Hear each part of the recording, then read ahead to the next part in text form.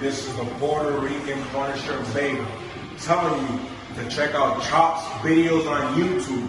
He's got the best collection of classics in New England wrestling and professional wrestling in general. So go ahead, subscribe, give him a follow, give him a like, and hit the bell notification so that you get the latest videos when they drop. Y no te olvides que guste o no te guste, Chop Videos, esa es la que hay.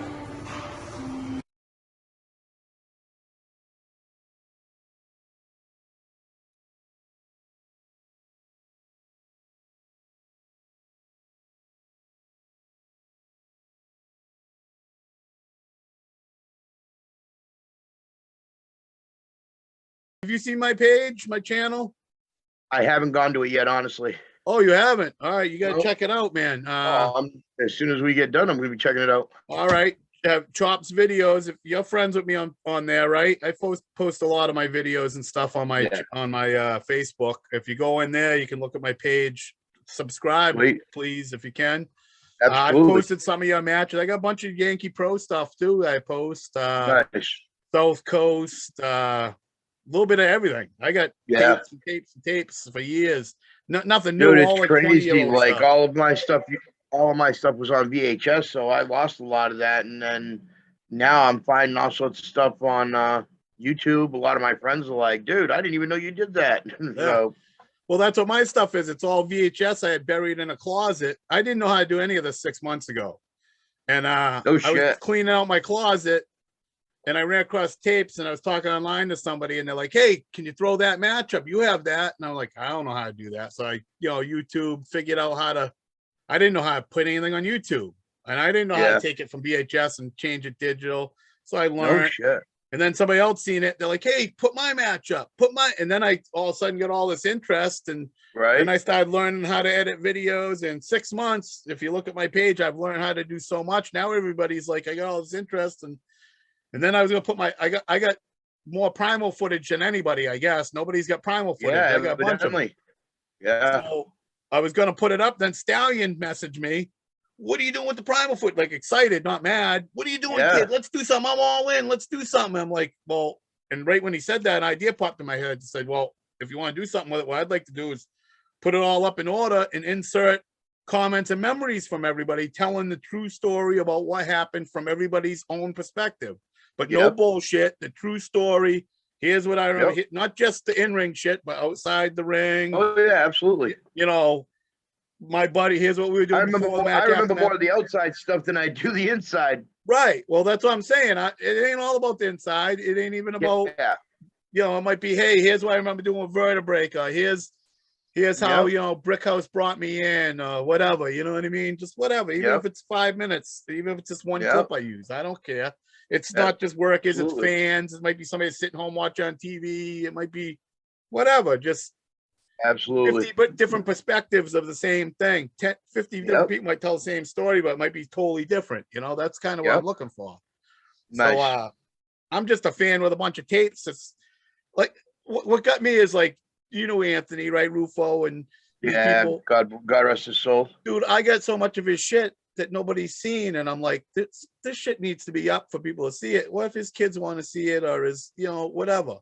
I should. What if I die tomorrow and they come and clean out my shit and throw it in the dumpster? That shit should be out there for somebody to see. That's how I look at it. No, hey, dude, I absolutely agree. Like, dude, my kids are 13 and 9, and my oldest daughter, she went to a few shows, but she the loud bang and stuff like that.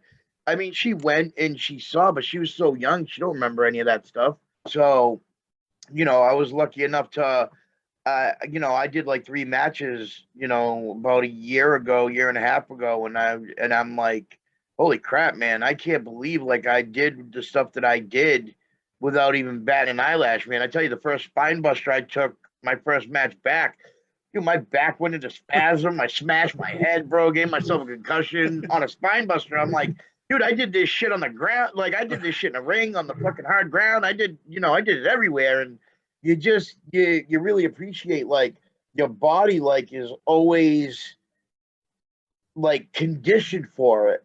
And then not doing it for so long, your body forgets what to do, and all the stuff that you feel is like natural, all of a sudden is it natural again. Yeah. So it was great to see a bunch of videos of mine getting put up, and my daughters were able to see it. You know what I mean? Right. And my daughter's got some friends that were into wrestling, and she's like, "Oh, my dad used to do this," and 15 years is a long time. Right. I'd still be doing it if it wasn't for blowing up my knee in Showcase. I tore my ACL and had surgery and never got right. Even to this day, it's still not right. And you know what I mean? I blew up in weight. It just, I miss it every day.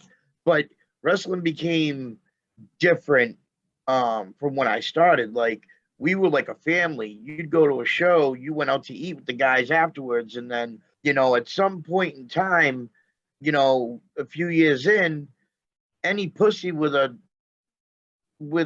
pair of 6-pack abs is a wrestler. When I joined, you had to be tough. You know what I mean? So, but I was wrestling for Yankee Pro Wrestling, and I remember Jose was doing some stuff on the side, and it ended up turning into doing a few shows with this group called Primal Conflict. And I remember Jose coming up to me, and at the time I was doing hardcore. I was a hardcore champion for Yankee Pro Wrestling, and I was like, yeah, absolutely. Little beknownst to me, I did a couple shows, and by like the second or third show, Wynn got back to the owner and management from Yankee Pro Wrestling, and man, I got a ration of shit. I was holding the hardcore belt for Yankee Pro Wrestling, and man, they're like, you can't take your belt to, you can't go to another promotion. You're one of our champions. You can't be doing it. And I'm like, dude, shut up. Like, I'm not carrying your belt into the ring. Like, I'm not shitting on the company. If I can go out there and do something fun and something a little edgier. I mean, dude, the guys at Primal, we were raw, we were unadulterated. We could, say what was on our mind. There's kids out in the audience. You gotta, the fans of Primal understood what they were coming to see. Not like, when you did like a Yankee or a South Coast or a lot of these other promotions that are family friendly. You got to watch what you say, watch what you do. You can't do this, you can't say that. And it's like, dude, I just wanted to do something that I was free to do whatever. You take a steel chair to the head, or you land on some barbed wire. You're not gonna just go, you're gonna be like, motherfucker. You know what I mean? Like, and we had the handcuffs on at these other promotions where Primal, it was like, dude, do what the fuck you want. I mean, I remember we were on the same card, me and Vertebreaker, and dude, I'll never forget, he lit his fucking leg on fire and dropped a fucking leg drop from the top fucking rope. Man, a fire marshal was fucking pissed. It was fucking great. You know what I mean? Like, the guys that they had in there, I mean, a few I knew, a few I didn't know, but it was really like just introduced by Jose Perez. So, I mean, Jose kind of took me under his wing at the time. The booker wasn't using me too much at Yankee when I first started. And it was funny. I did an away show down at a college in Connecticut, and I was wrestling Jose. And from that match on, Jose kind of took me under his wing. So pretty much anytime Jose had like a side thing going on, a side project, I was right there. I would be one of his first calls. So I'm wondering, that must be the match I have on tape. There was a show I had of you against Jose that I was wondering if it was Primal, but I don't think it was. You guys fought outside the ring. It was like a hardcore match. Oh my God. Was there a ring in the match? There was a bunch of lockers in the background. The camera was set far back. Well, Jose and I did a show out in Canada, actually, Lennoxville, Quebec, Canada, at a college. I think Jose is the only one that had footage of that. But it was we drove up to Quebec. I got to pick. What happened was I did a show for a group up in Vermont. I think they were called MEW. And they liked what I did, and they invited me to do this show up in Canada, and I got to pick my opponent. And because of Jose and I's relationship in Yankee and in Primal, I picked him to go up with me. So we traveled all the way up there, and we went into Canada. We got our hotel room, and I remember we went to the venue, and we were like, dude, we're the only two guys here. Where the hell is everybody? So a few hours go by, and then we're there with the promoter of the event, and nobody knew what the hell was going on. So we finally got a hold of the guy that runs MEW, and evidently there was a problem at the border where they turned them around because they didn't have the proper paperwork to hold the event in Canada. Well, we found that out, and we ended up calling them back, and the promoter of the college that we were at had them go through another border crossing where he knew somebody there. We were able to get them in. They showed up hours late. Drinking age was like 18 up there, so you got these college kids all shit faced.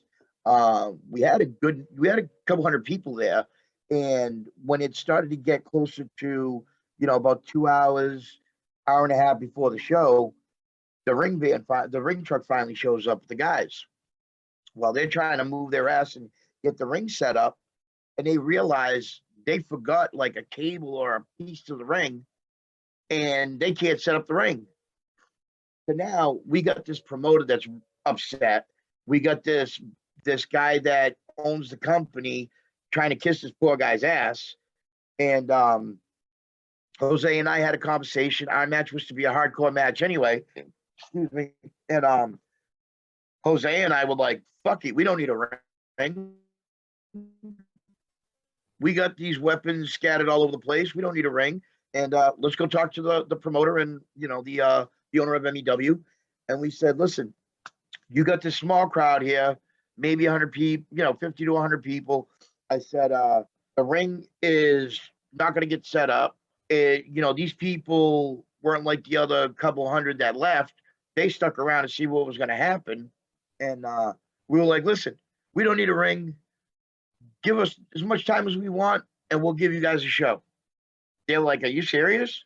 I said, dead ass serious. Me and Jose, we were the show. That bell rang, and me and Jose kicked each other's asses from wall to wall, up the bleachers, down the bleachers. I remember Jose split me from north to south of my head with a kendo stick.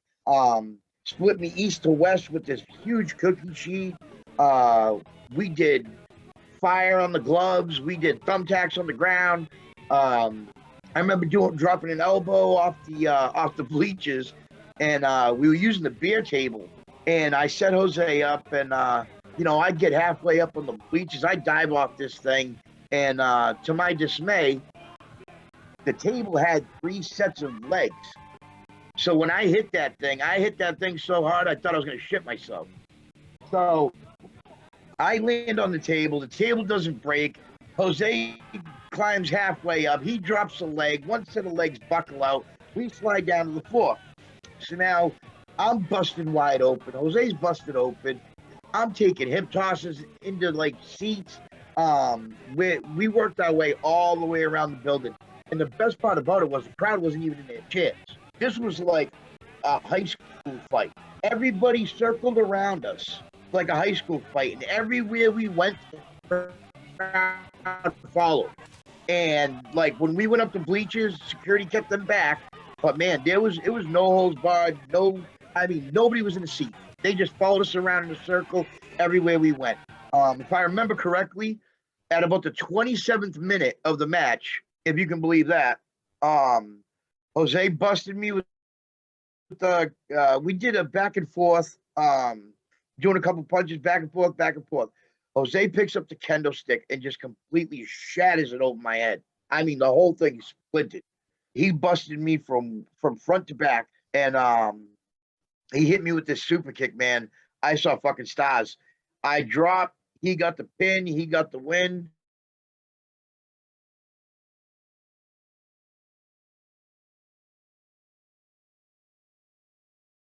Bananas. The promoter was going bananas.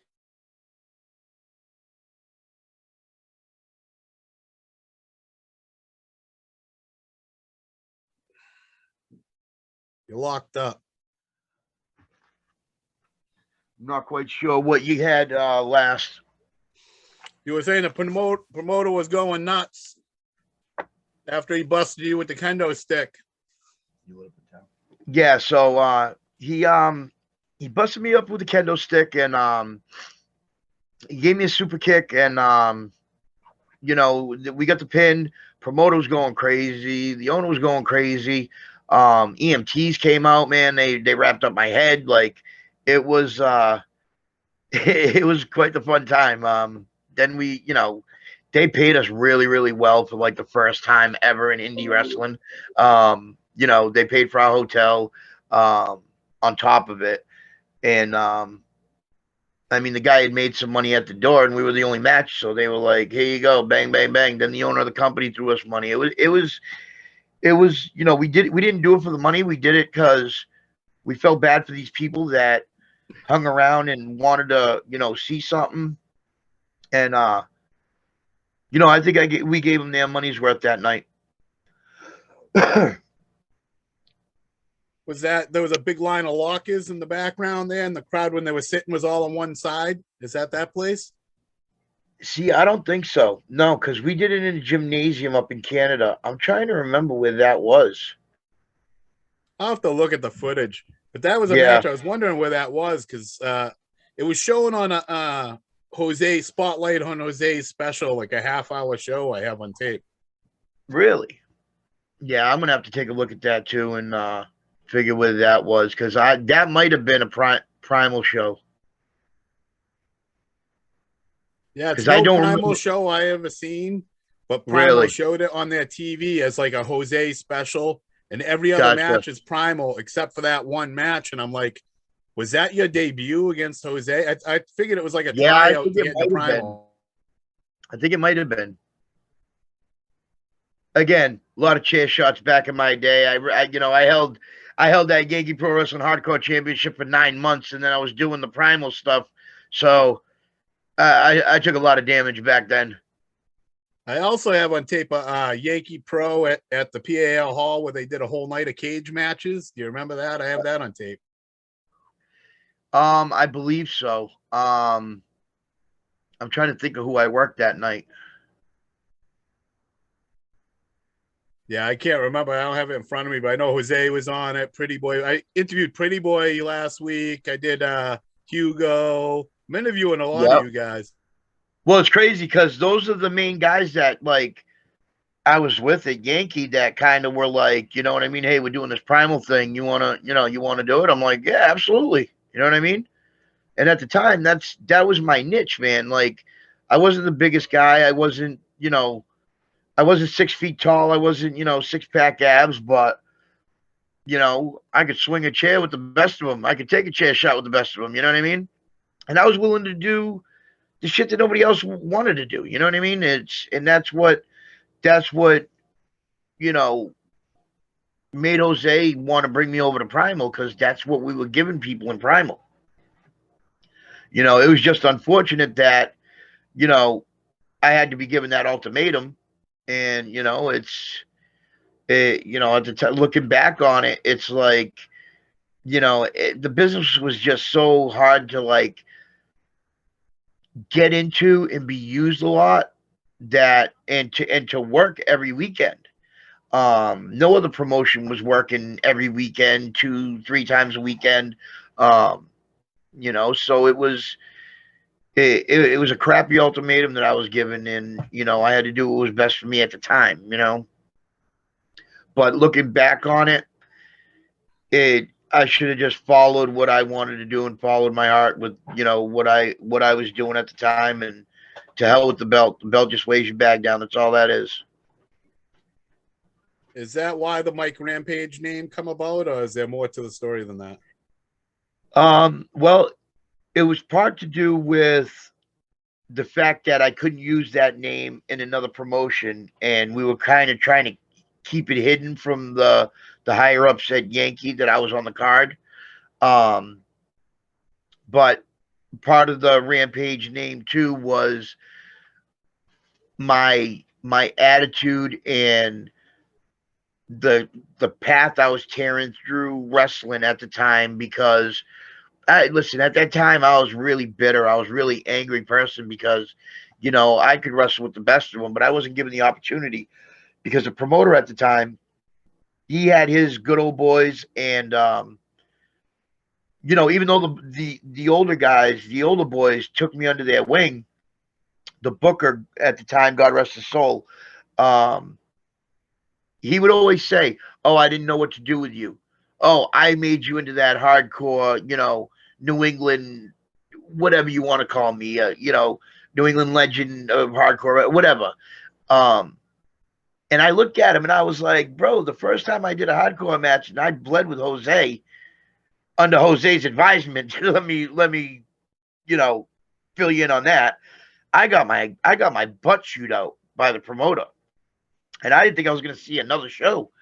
And at the time, that extreme wrestling and that hardcore stuff is what the people wanted to see.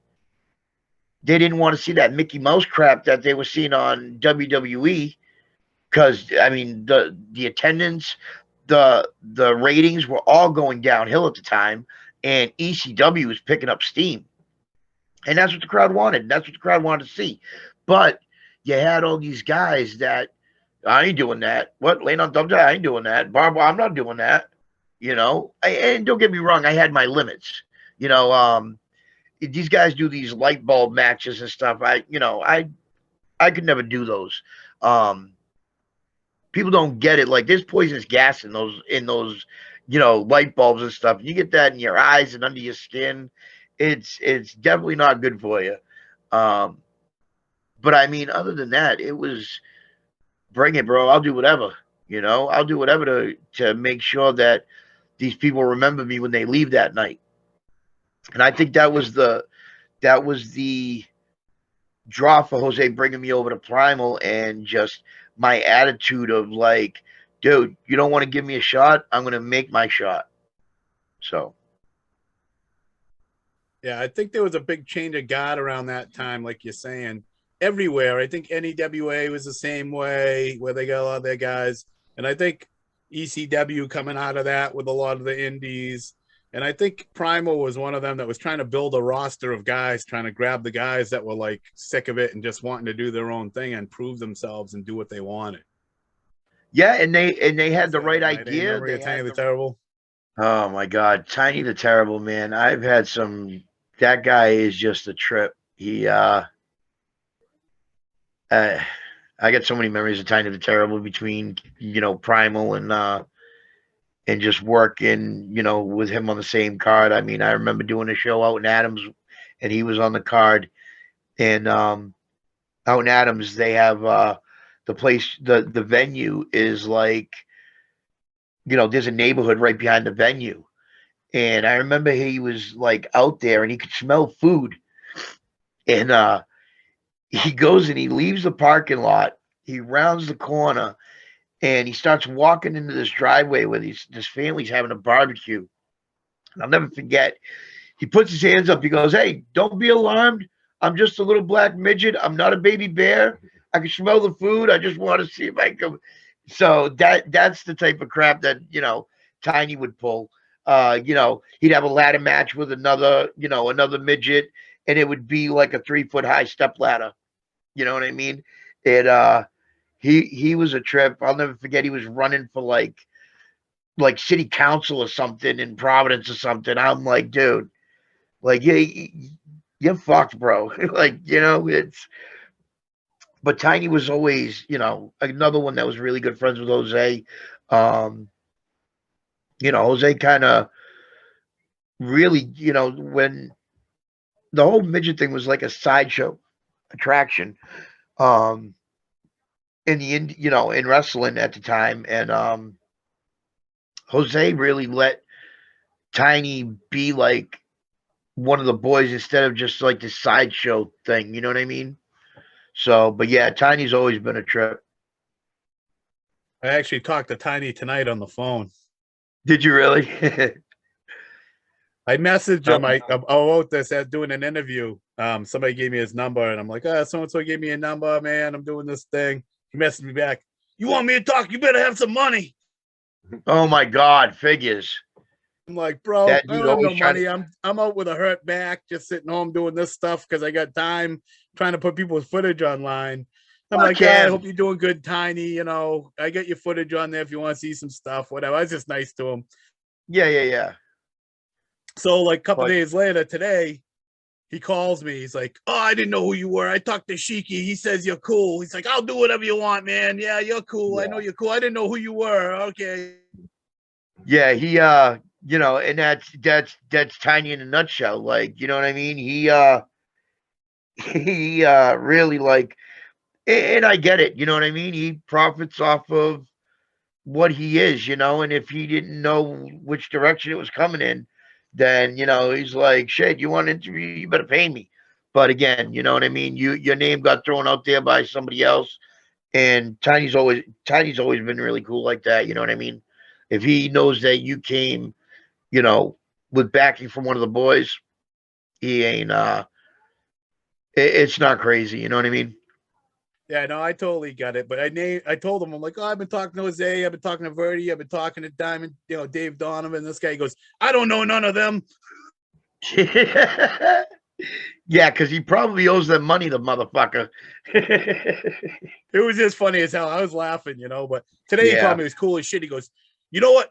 I'm gonna do a shoot interview. You're gonna do a Tiny shoot. I'm gonna do it for you. I'm gonna help you out. He goes, if you ain't afraid to hear what Tiny has to say and put it up, if you ain't scared, you'll make money off of that. He goes, I'll do it for you for nothing.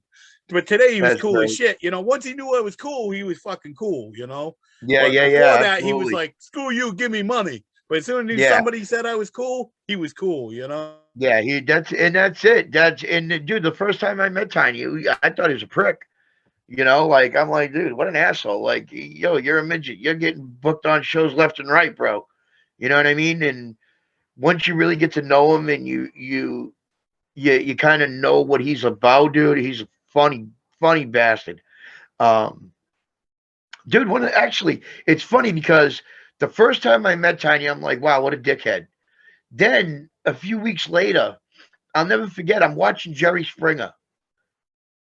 And I'm sitting there watching Jerry Springer.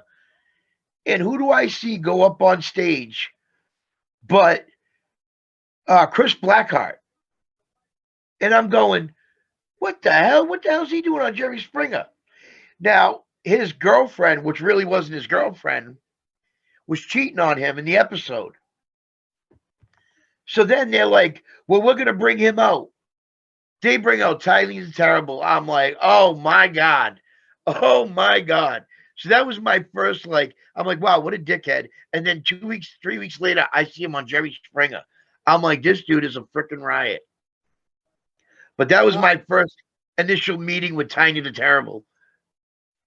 No, I get it, because I just don't know. Like you, when I'm bugging you for this, like, I don't know you, so it's hard. Like Verdi, Jose, them guys I know from back in the day. It's hard, the people I don't know. I'm like, dude, I'm just a dude that's a fan, and I used to help out with George with the booking. Man, like I said, my life is a little bit stressful, man. Like, it just, believe me, wrestling was so much easier. And now that, I have my time, it was tough because I didn't have children until later on in life. So my 13 to 15 years of wrestling, I didn't have kids that I had to, worry about, throwing them in the car and bringing them all the way to Connecticut for a show or anything. I was free to come and go, you know what I mean? Like, so as time went on, I think I hit about 30 years old when I decided, it's now time to have kids and time to slow down a bit. And I was still wrestling. I was working for Promotion out of New Bedford. I was working for Showcase Pro Wrestling, and it wasn't like the Yankee back in the day, but it was ACW. That was the name of it, out of New Bedford. And we were doing shows at a VFW in like Fairhaven. Um, and then I finally did a match. I was working for Showcase as well, and I'll never forget my second daughter was born, and my wife was having issues at home, and I ran out the venue. Um, didn't even get to wrestle. I ran at the venue with the bag and everything, and I straight busted my ass leaving the venue. Somebody had spilled water. Well, not spilled water, but you know how they start throwing water on themselves and stuff and got the floor wet, and I booked it out of there. And I'll never forget, I rounded the corner, I hit that patch of water. I hit that fucking door frame at 100 miles an hour. Ran out the door, went to go tend to my wife and child, and a few weeks later, I was working barricade at Showcase in Woonsocket, and I threw a super kick at him. He got out of the way. I hit the referee. The referee didn't bump away. He bumped straight down. My leg came down, and I just blew out my ACL entirely. Now, I wrestled Punisher years before, and I blew out my PCL in half at the beginning of the match, and I worked a 12-minute match, got the victory. It was a dog collar match, matter of fact. I did a suicide dive outside. Punisher Don Vega caught me, and he kind of stalled on the drop instead of just falling. And I landed on my knee wrong, and I blew up my PCL. But half of the ligament was still there. Half of the ligament was in between the joint. I remember getting back in the ring, and we worked a 12-minute match. This guy had me in a sharpshooter, dude. I'm screaming. I'm yelling at the ref. I'm like, my fucking knee's fucked up. Tell me to get off. So I won the match. It was a dog collar match. I won the match. I went downstairs. I had a little bit of a limp.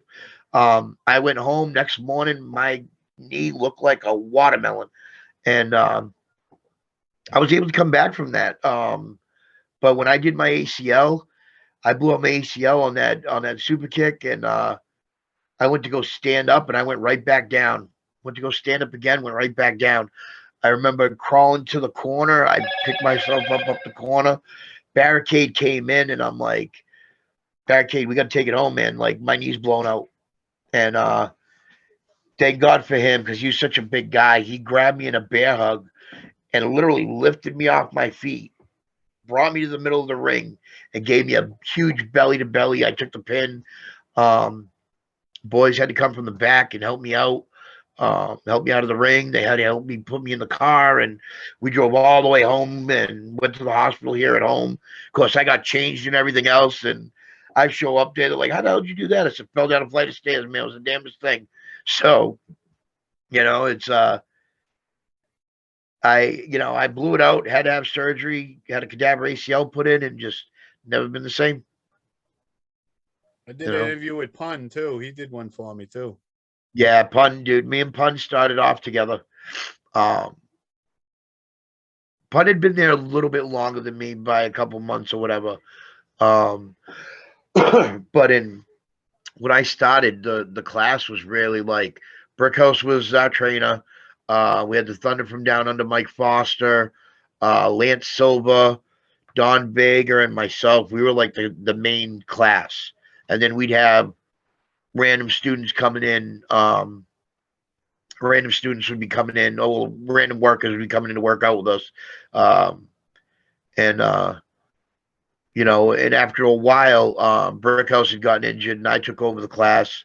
Matter of fact, I'll never forget, I was teaching a class, and this 17-year-old kid comes walking in, weighing 120 pounds soaking wet, maybe 130 soaking wet. 17-year-old kid, really good kid, very humble. He did a lot of flying back and forth, high flying back and forth. And I couldn't be more proud of him, because he's now Mikey Bennett, a.k.a. Mikey Canales. So, I've known Mikey Canales since the first day he ever stepped in the ring. He gives a lot of credit to Bob Evans for his training, which he did go to Bob Evans, but Brickhouse Baker gave him the foundation. And he worked for Yankee before he went to Bob, and Bob kind of took him under his wing, and got him to another level. And but I tell you, Mikey is one of the nicest guys, very humble. He was talking about something one day on Facebook, and I told him he should be proud of himself. I remember him coming in at 17 years old, 130 pounds, and he literally was like, "Stryker, you're right. You've been there since day one." So and it's like, even though I never made it to the big time, you feel proud that you were in the ring and had some kind of hand in their development. You know what I mean? I have a match that I showed my buddy like a couple weeks ago, and it was at the Bank Street Armory. It was myself, Max Brannigan, Lance Silva, and Johnny Curtis. And for those who don't know who Johnny Curtis is, Fandango. And my buddy was like, "Holy crap, that's Fandango!" I'm like, "I know." It's just awesome to see the things that they've done with their careers. You know what I mean? I'll never forget. I was sitting at home watching WrestleMania, and my wife was in the kitchen, and this, the music, the started playing, and Fandango comes out, and I'm freaking out in the living room. I'm like, "Holy crap, Missy, get in here!" My wife comes running in. She sees who's on TV. She's like, "Shut the F up!" I'm like, "Dude, that's awesome." It gives you a lot of pride. Johnny Curtis or Johnny Armadillo? Oh my God, Johnny Armadillo. Those names. Dancing Devil. You know what? The other thing too about Fandango, Houston, I know. He would have had such a future. I think Damien dude, Houston. You were gonna say, right? I'll tell you, that kid was such a great kid, man. Like, that kid had a smile on his face, no matter what was going on. He was like, dude, you couldn't help but like that kid. And I give Johnny Curtis Fandango a lot of props, because in his debut match, he had Damian Houston's initials on his tape at WrestleMania. Oh yeah, if you go back to that WrestleMania video, you look at his tape, and he's got Damian Houston's initials on his tape. I didn't know Damian Houston personally, but I got a lot of matches filmed, chop cam from the crowd and stuff. I filmed a lot of his stuff. I didn't even know he passed till recently, because I stopped going to shows in 2004. Yeah. But I filmed a lot of that stuff and recently started pulling it back out. And I was like, whatever happened to this kid? And somebody just told me recently, I was like, oh man, I always thought he had such a future. I mean, he was green as grass, don't get me wrong, but green as grass, goofy as hell. Goofy as hell, but he had that. I'm going to go out there and be a goddamn goofball, and I don't care what anybody thinks. And, dude, it worked for him. You know what I mean? He was tall. He would have been another, because he was such good friends with Johnny Curtis, that they both would have made it. There's no doubt in my mind. He had that it personality. In fact, you're talking about, and remember, if you go back in those years, Johnny Curtis wasn't a big guy. He looks nothing like what he does now. And Damian Houston, he had the height. He might not have been as built, but he would have gotten there just like Johnny did. But dude, what a nice kid. It was so hard not to not like that kid. It was, I used to bust his chops because his gimmick was so goofy.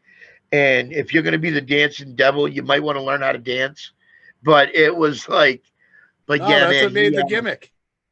Yeah, it did. It really did. Yeah, I learned about it, the year that it happened.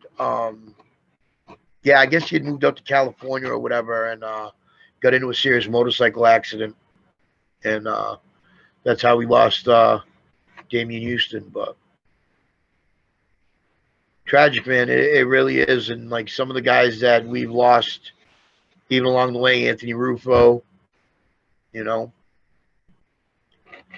It's I'm trying to do on my page, like I'm gonna try to start doing tributes to them all. I just did one to Tony Rumble. I wanted to do a 3 or 5 minute video on Tony Rumble. Ended up being 5.5 hours long.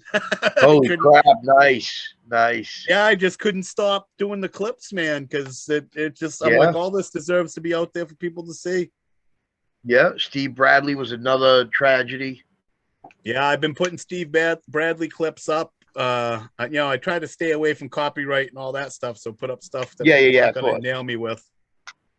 But I want people to be able to see this stuff. That's what I'm about. Like people like I said, tiny money and this and that. That's not what I'm about. I'm about, I want somebody to go. Not.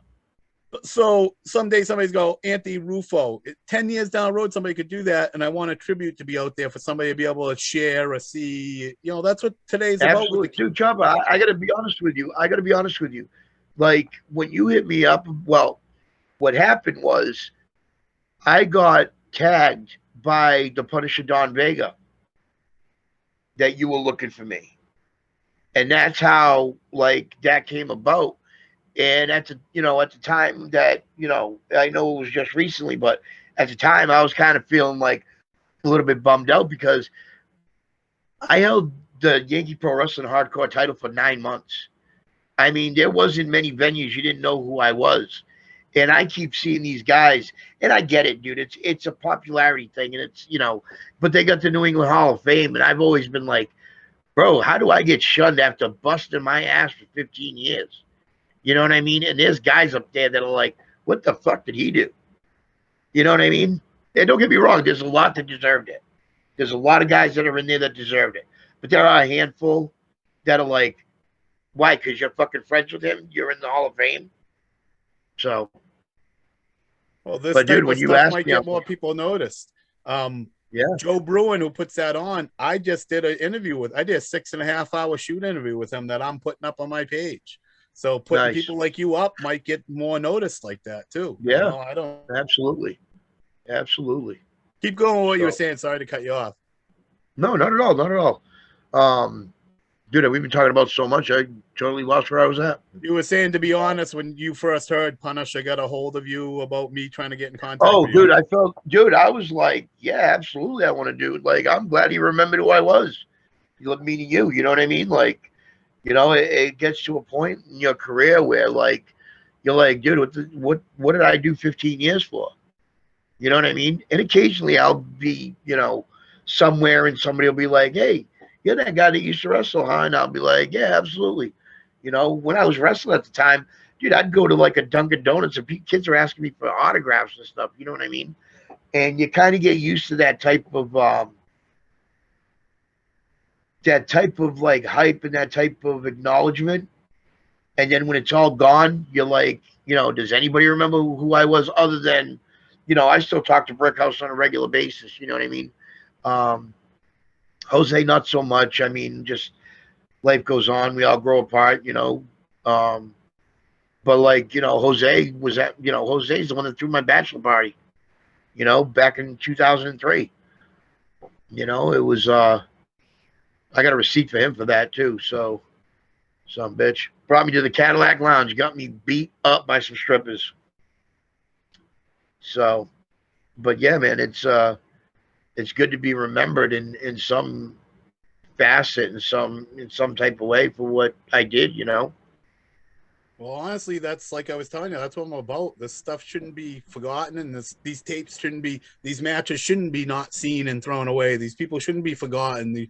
This stuff should be out there and seen and remembered. And I don't care if it's 20 years ago. This stuff should be remembered and seen. And absolutely, man. I give you a lot of credit. Brought up, and people are like, oh yeah, I forgot about, even you guys. Like, I'll bring up something of your match, and you'll be like, I forgot I even did that match. Shit, when you see. Yeah. It's crazy, bro. It really is. But man, I really appreciate what you're doing with this thing and remembering me. And it makes you feel real good. You know what I mean? That's what I'm getting from everybody, and that's why I'm doing it. And that's why I've done it more and more. Like I said, they all come out to me cleaning out a closet to doing this because I'm getting so much people liking it and being appreciative. Yeah, that's why I'm doing it. Absolutely. Yep. Now I'm a wrestling fan wanting to show you guys. I'm appreciating you guys, and you guys appreciate me back. That's all it is. You know? Yeah, absolutely. Absolutely.